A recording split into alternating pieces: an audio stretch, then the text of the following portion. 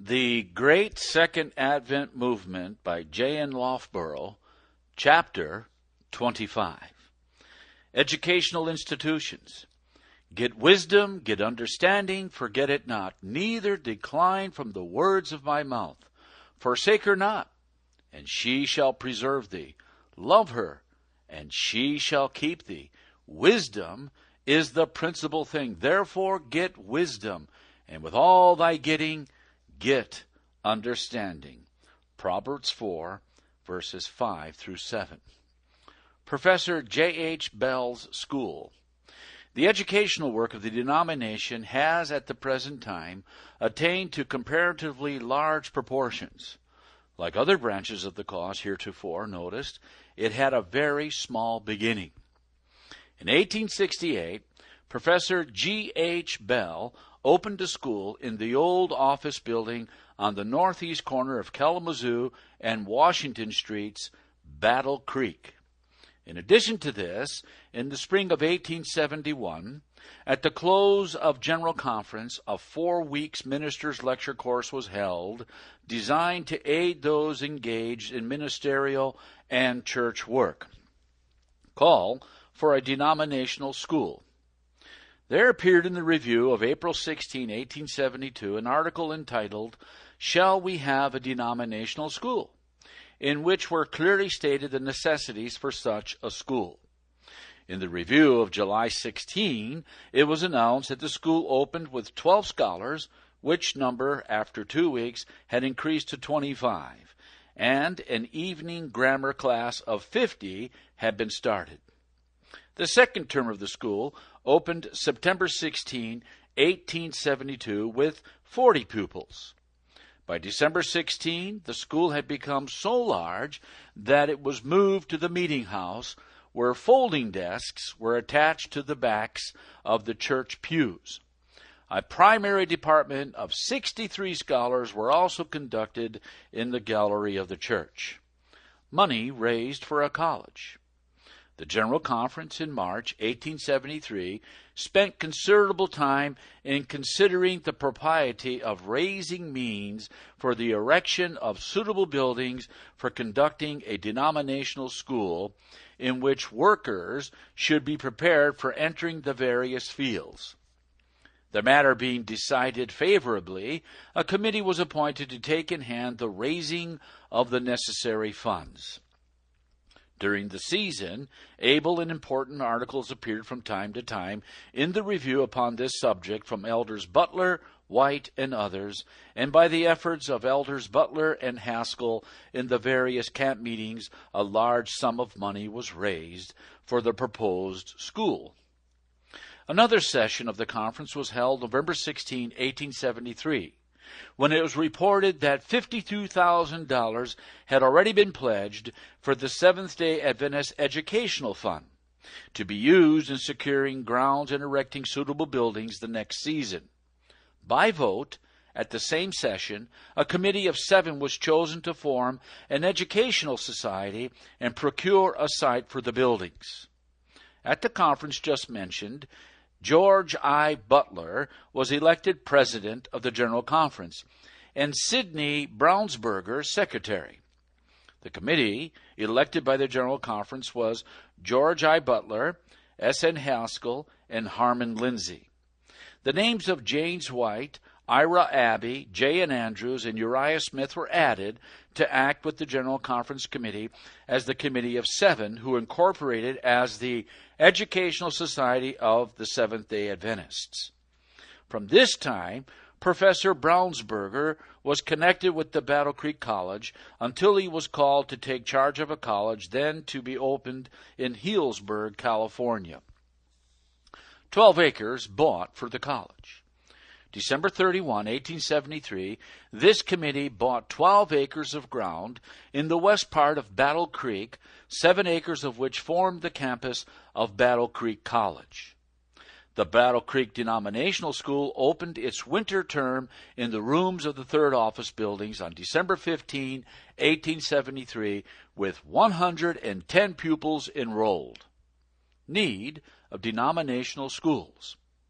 Respecting our need as a denomination of proper schools of education, Mrs. White wrote in 1873 as follows, quote, "All the powers of the mind should be called into use and developed in order for men and women to have well-balanced minds. The world is full of one-sided men and women who have become such because one set of their faculties was cultivated while others were dwarfed from inaction. The education of most youth is a failure. They overstudy while they neglect that which pertains to practical business of life. A symmetrical education needed. The constant application to study as the schools are now conducted is unfitting youth for practical life. The human mind will have action. If it is not active in the right direction, it will be active in the wrong. In order to preserve the balance of the mind, labor and study should be united in the schools. Provision should have been made in past generations for education upon a larger scale. In connection with the schools should have been agriculture and manufacturing establishments. There should have been teachers of household labor, and a portion of the time each day should have been devoted to labor, that the physical and mental powers might be equally exercised. If schools had been established upon the plan we have mentioned, there would not now be so many unbalanced minds." Close quote. Testimonies for the Church, Volume 3, number 22, page 153. Battle Creek College. During the summer and fall of 1874, the Battle Creek College building was erected.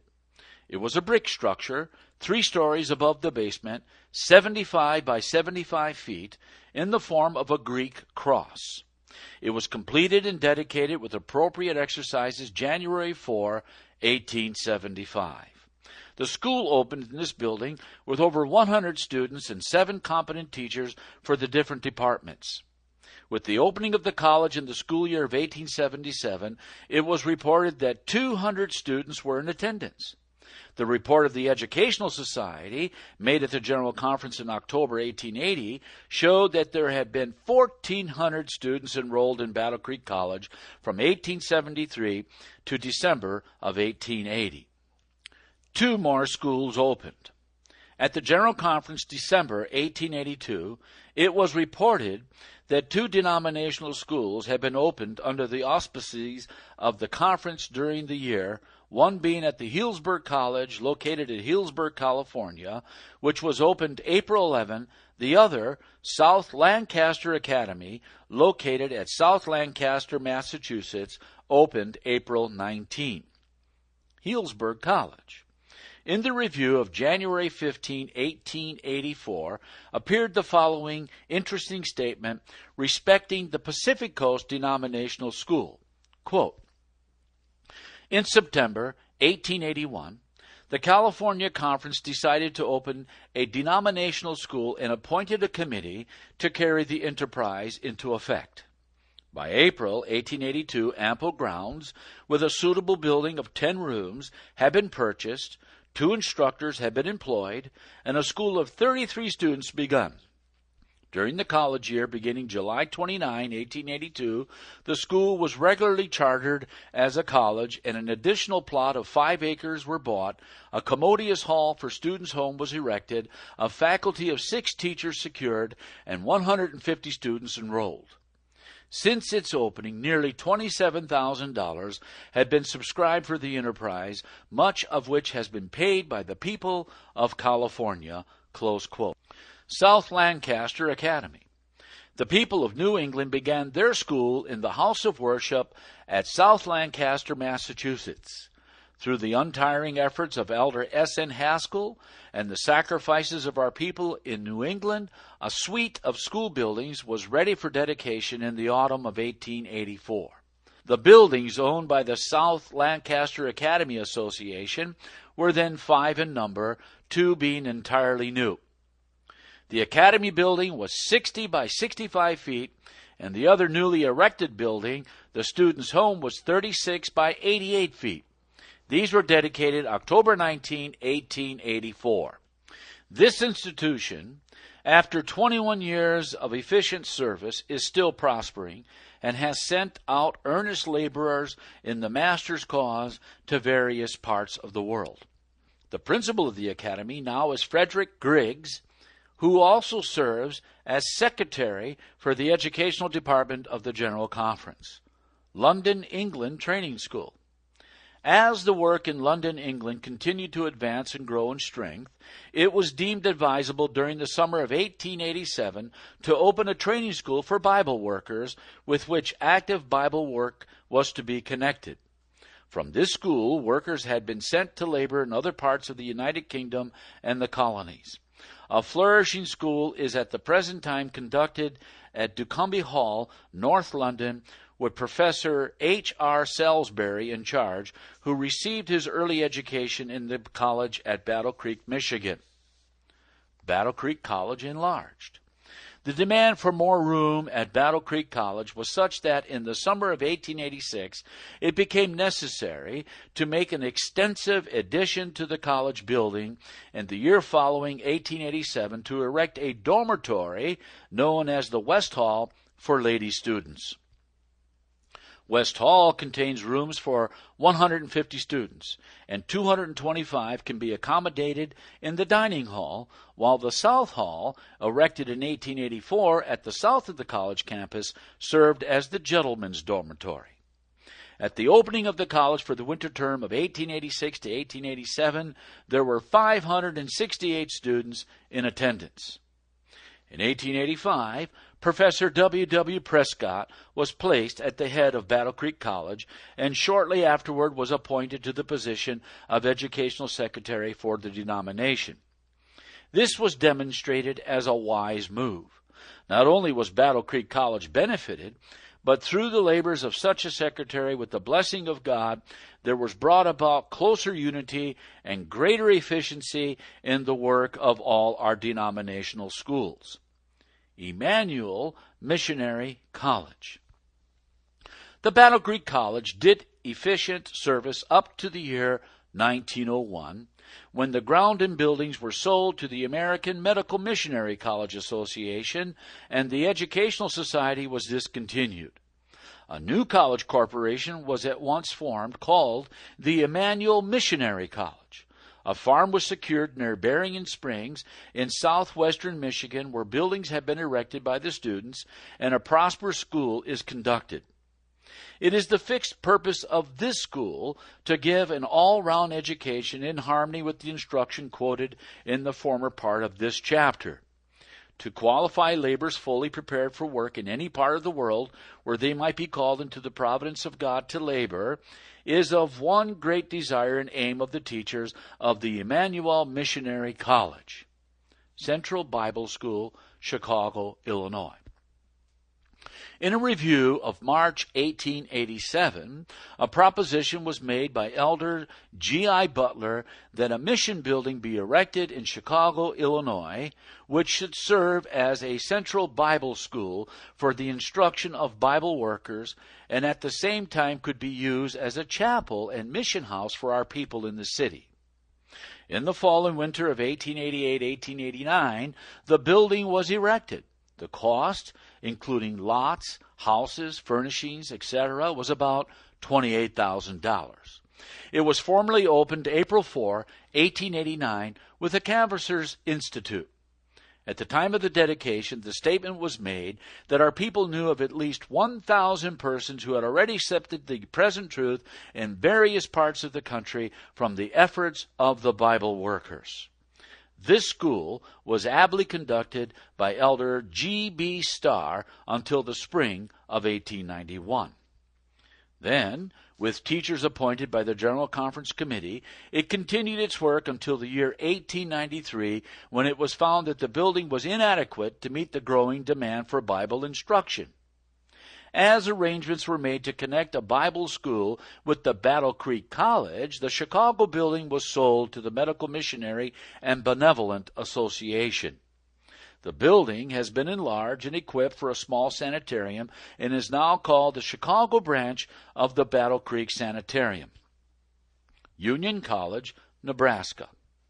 The General Conference of 1889 had under advisement the proposition to instruct the college at some point convenient for the following 9 state conferences, namely Iowa, Minnesota, Kansas, Missouri, Nebraska, Dakota, Texas, Colorado, and Arkansas. A committee was accordingly appointed by the conference whose duty it was to select a desirable location for the school.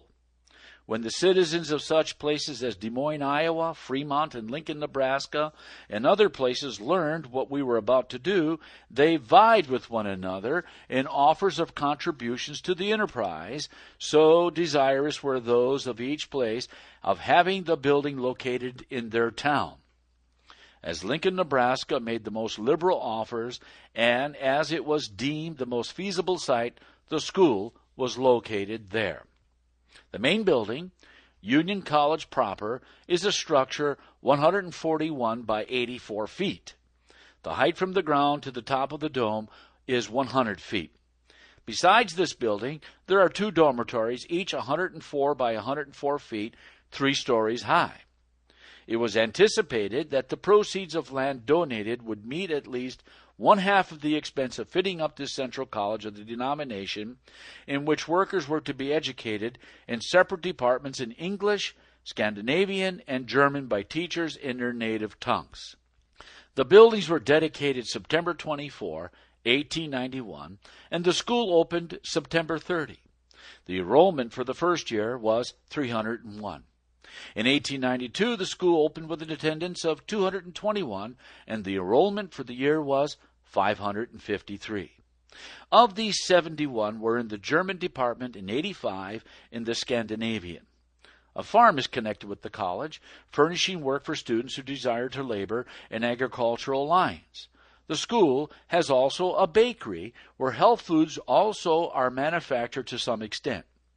During the year 1903, an association was organized for the purpose of publishing papers and books in the German, Swedish, and Danish, Norwegian languages. This association owns its printing house and the whole American printing business of the denomination for these nationalities. The work is carried on principally by the students. Not only are they instructed in the printing business, but here they gain an experience by actually doing missionary work. The medical work is also represented in connection with this college. By economizing room, it was discovered that the school could dispense with one of its large dormitories, and thus, with a little expense, a sanitarium was put in operation and is doing an excellent work. Walla Walla College.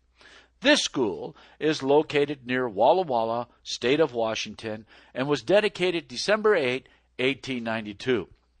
The school opened the day before with an attendance of 101 students. This number increased during the year to 185. A small farm and other industrial interests are connected with this school. It is in a prosperous condition and is doing a good work. Professor J.L.K. is now at the head of the faculty. Australian School. August 24, 1892, a school was opened in Melbourne, Australia, in a rented building with a faculty of 5 teachers. L.J. Arelzo from the college at Battle Creek, Michigan, was the first principal of the school. In the year 1894, this school had an enrollment of 89 students. Removal to Avondale. The promoters of the school being desirous to connect labor with study, a change in locality was deemed advisable, hence a removal from the large city of Melbourne to Avondale, Corranbong, New South Wales, a rural district where a farm was secured and suitable buildings erected. The school is at the present time being successfully conducted on the industrial plan. Prediction concerning Avondale fulfilled. In its founding and management, it was the aim of the committee to have the school conducted as nearly as possible in harmony with the instructions given respecting industrial schools. This was to be a model school, and assurance was given time and again that if properly managed, it would be a success, not only as a school, but the land itself, which had been deemed worthless, would be productive. Time with the blessing of the Lord has demonstrated the truthfulness of the prediction. Notwithstanding the severe drought for several years in succession, which brought disaster to agriculture pursuits and a failure of crops all around them, the Avondale farm was green and productive. This was a remarkable occurrence, so much so that the officials of the government came to inquire as to the methods used in farming to produce this wonderful success. The report for the workings of the school for the year 1903 shows an increase of 50% in attendance. The finances were also in good condition, expenses all met, and a balance of $1,500 in the treasury to be used in the interests of the school. Professor C.W. Irwin has been the manager and principal of the school for nearly 4 years. Mount Vernon Academy. The General Conference in 1893 passed a resolution favoring the opening of an academy at Mount Vernon, Ohio. This school has some industrial interests connected with it and is reported as doing good work. Its enrollment for 1894 was 140. Professor J.W. Lawhead had for several years served as principal of the school until he was called to Washington, D.C. The address of the school is Academia, Ohio. Keene Industrial School. The General Conference of 1893 approved the opening of an industrial school at Keene, Texas. A farm of over 130 acres was secured, buildings erected, and the school opened under Professor C.B. Hughes and his assistants. It is carried on in harmony with the plan of combining labor with study. The enrollment in 1894 was 160 students. This school has also been a decided success. Claremont Union College. This school is located at Kenilworth near Cape Town, South Africa. Its faculty were mostly selected from the Battle Creek College. It opened in 1894 with an enrollment of 90 students. At the close of the first school year, the number of pupils had so increased that it became necessary to provide more room by enlarging the school building. The college is at this date under the supervision of Professor C.H. Hayton. Seventh-day Adventists also conducted a village school, primary, at Claremont with 70 students, and a church school at Beaconsfield, which had in 1894 an enrollment of 30 pupils. Summary of educational work, 1895. The following report was made by the Educational Secretary to the General Conference in February 1895. Quote, "The educational facilities of the denomination may be summarized as follows. There are 5 colleges located in the following places: at Battle Creek, Michigan, College View, Nebraska, Healdsburg, California, College Place, Washington, and Kenilworth, South Africa. There are 4 academies, or schools doing the work of the academic grades in this country: at South Lancaster, Massachusetts, Mount Vernon, Ohio, Keene, Texas, and Graysville, Tennessee. Besides these, there is the Australian Bible School, a school in Mexico in connection with the medical mission, school for the native children in Pitcairn Island on Raiatea of the Society Group in the South Pacific Ocean, on Bonaca of the Bay Islands in the Caribbean Sea, about 15 church schools in this country and abroad, 2 General Conference Bible schools, and quite a number of canvassers and local conference schools not regularly organized." Close quote. In giving a summary of the attendance at the regular colleges and schools of the denomination, the Secretary says, quote, "At safe estimate, there are over 3,000 pupils of all ages enrolled in Seventh-day Adventist schools at the present time." Close quote. Summary of Educational Institutions, 1903. The educational work and institutions among Seventh-day Adventists have grown in proportion to other branches of the message. As shown from the General Conference Yearbook for 1904, there are at this date 9 colleges and academies in America and 5 in other countries. Those of other countries are located as follows: at Avondale, New South Wales; Kenilworth, Claremont, near Cape Town, South Africa; Holloway, London, North England; Nyatan, Jarbawas, Sweden; Frosnoso, near Madsburg, Germany. There are in America intermediate schools 14, in other countries 5. The latter located at Copenhagen, Denmark; Honolulu, Hawaiian Territory; Diamante, Entre Rios, Argentine Republic, South America; Curitiba, Brazil, South America; Brusque, Brazil, South America. In addition to the above-mentioned educational institutions, there are 357 local church schools conducted by the denomination. Of these, 317 are in the United States and 40 in other countries. Had we accurate statistics to date, these figures would be largely increased. Many schools have been opened since the close of 1902. For instances, the Nebraska Conference reported having 10 church schools. February 1, 1904, the report shows 24 church schools, an increase of 14 in one conference. Truly, the Lord's guiding hand has wonderfully directed and opened the way for the educational work among this people. May He give wisdom to those who are called to manage this branch of His cause, that the various schools may be conducted in harmony with the plan that He has outlined. Then will there be multitudes of efficient, well-developed workers for the Master, and not men and women one-sided in education and character. The Lord gave the word, says the psalmist, and great was the army that published it. Close quote. End of chapter 25.